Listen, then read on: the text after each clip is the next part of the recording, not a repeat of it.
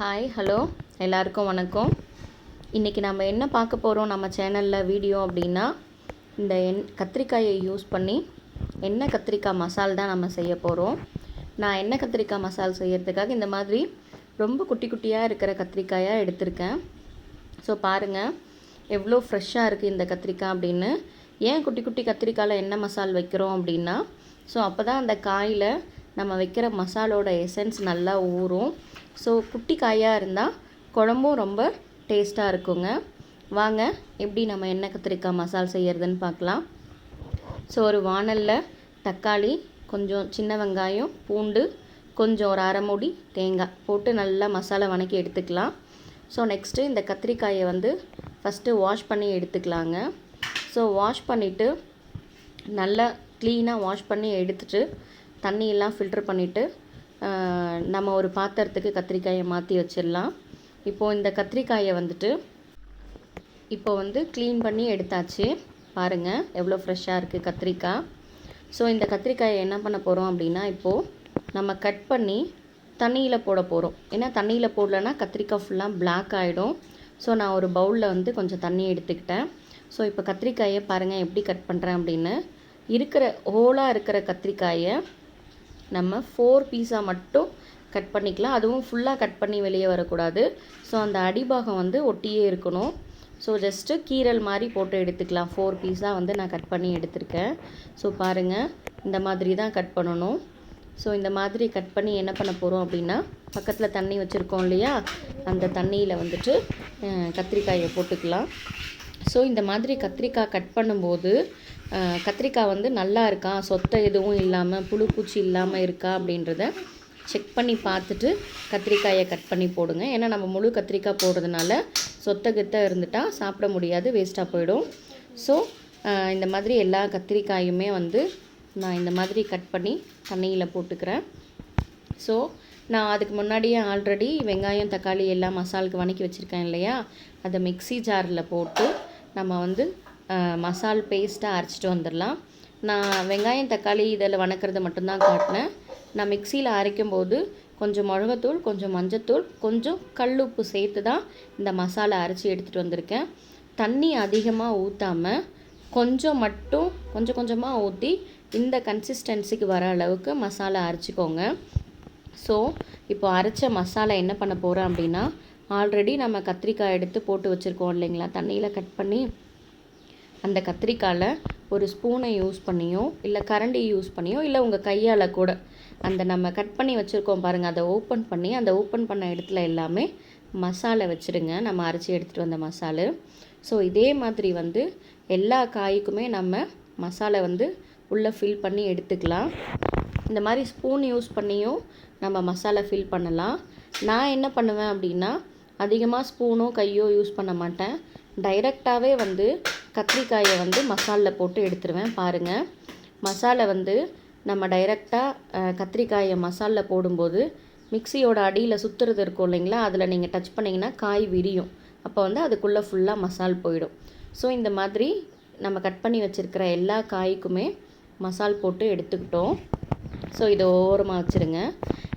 இதுக்கப்புறம் என்ன பண்ண போகிறோம் அப்படின்னா, ஒரு வாணல் வச்சு எண்ணெய் கத்திரிக்காய் குழம்பு, அதனால் பேரே எண்ணெய் கத்திரிக்காய்.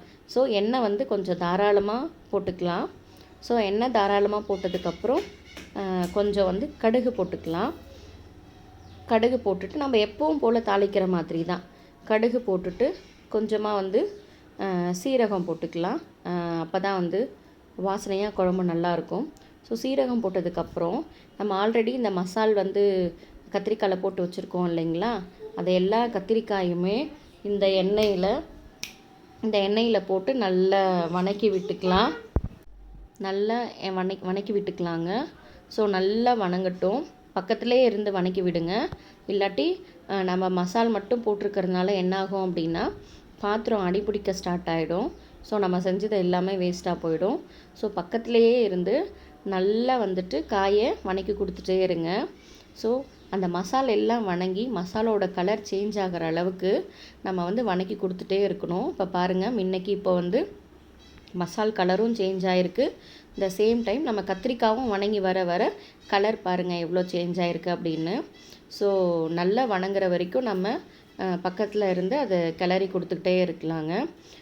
இப்போ என்ன பண்ண போகிறோம் அப்படின்னா, இந்த டைமில் ஒரு 2 கொத்து கருவேப்பிலை ஃப்ரெஷ்ஷாக கிடச்சா ஆட் பண்ணிக்கோங்க. நம்ம ஏன் முன்ன வந்து தாளிப்பில் கருவேப்பிலை போடாமல் கத்திரிக்காயெல்லாம் ஒரு அரை வேக்காடு வெந்ததுக்கப்புறம் சேர்க்குறோம் அப்படின்னா, தாளிப்புலையே கருவேப்பிலை போட்டோன்னா கருவேப்பிலையும் பொரிஞ்சு நம்ம இவ்வளோ நேரம் இந்த கத்திரிக்காய் வணங்குறதுக்குள்ளே கருவேப்பிலை ஃபுல்லாக உடஞ்சி போயிடும் தூள் தூளாக. அதனால தான் வந்து ஒரு அரை வேக்காடு காய் வெந்ததுக்கப்புறம் நம்ம கருவேப்பிலை போட்டோன்னா அந்த கருவேப்பிலையோட ஃப்ளேவரும் நமக்கு சூப்பராக இருக்குங்க. ஸோ இப்போ என்ன பண்ண போகிறேன் அப்படின்னா, ரிமைனிங் நம்ம மசால் காயில் வச்சது போக ஒரு கொஞ்சம் மசால் மீந்திருக்கு பாருங்கள், அதையும் வந்து இந்த காய் கூடையே போட்டு நல்லா வணக்கி எடுத்துக்கலாங்க. இந்த மசாலோட பச்சை வாசனை போகிற அளவுக்கு இந்த காயோடையே சேர்த்து அதையும் வணக்கி விட்டுட்டு, இப்போ ஜார்லேயே கொஞ்சம் தண்ணி ஊற்றி அந்த ஜாரை கழுவி எடுத்துகிட்டு வந்து நம்ம வணக்கி வச்சுருக்கிற இந்த கத்திரிக்காய் கூட்டில் வந்து ஊற்றிடலாங்க. ஸோ குழம்பு வந்து கொஞ்சம் கெட்டியாகவே இருக்கட்டும், நிறைய தண்ணி ஊற்ற வேண்டாம். ஸோ இந்த அளவுக்கு போதும். இந்த அளவுக்கு வந்ததும் இப்போ வந்து உப்பு செக் பண்ணி பார்த்துக்கோங்க. ஏன்னா நான் வந்து மசால் அரைக்கும் போதே அதில் கொஞ்சம் உப்பு சேர்த்து தான் அரைச்சிருந்தேன். ஏன்னா அப்போ தான் அந்த காயில் வந்து உப்பு உரைக்கும் அப்படின்றதுனால. ஸோ இப்போ உப்பு செக் பண்ணி பார்த்துட்டு உங்களுக்கு எவ்வளோ வேணுமோ அவ்வளோ உப்பு வந்து இப்போ ஆட் பண்ணிக்கோங்க. அவ்வளோதான், பாருங்கள் ஒரு கொதி வந்துருச்சு. இப்போ நான் என்ன பண்ணுறேன் அப்படின்னா, ஒரே ஒரு மசால் மட்டும் சேர்க்குறேன். என்ன மசால் தூள் அப்படின்னா, நான் சக்தி பிராண்ட்லேருந்து கறி மசால் மட்டும் எடுத்திருக்கேன். ஒரு டீஸ்பூன்லேருந்து ஒரு 1.5 டீஸ்பூன் அளவுக்கு நான் இதில் ஆட் பண்ணியிருக்கேன். நீங்கள் மசால் குழம்பு குவான்டிட்டியை பொறுத்து 2 ஸ்பூனோ இல்லை 2.5 ஸ்பூனோ ஆட் பண்ணிக்கோங்க. இதை தவிர நான் வேறு எந்த மசாலுமே ஆட் பண்ணலைங்க. அவ்வளோ சூப்பராக இருக்கும், டேஸ்ட்டாக இருக்கும் குழம்பு. நான் உப்பு வந்து செக் பண்ணி பார்த்து எனக்கு உப்பு கம்மியாக இருக்கிறதுனால ஒரு கொஞ்சம் போல் ஒரு 1/4 டீஸ்பூன் போல் நான் வந்து உப்பு இப்போ ஆட் பண்ணிக்கிட்டேன். முடிச்சுட்டு ஃபைனலாக கொத்தமல்லி தழை வந்து கொஞ்சம் கட் பண்ணி ஆட் பண்ணிக்கோங்க. ஃபுல்லாக நல்லா குழம்பு கிளறி விட்டு மூடி போட்டு கரெக்டாக ஒரு 5 to 7 மினிட்ஸ் சிம்லையே விட்டுருங்க. சிம்லேயே விட்டுட்டு அடுப்பை ஆஃப் பண்ணிவிட்டு நம்ம ஓப்பன் பண்ணி பார்த்தா பாருங்கள் எவ்வளோ சூப்பராக நமக்கு எண்ணெய் கத்திரிக்காய் குழம்பு தயாருங்க.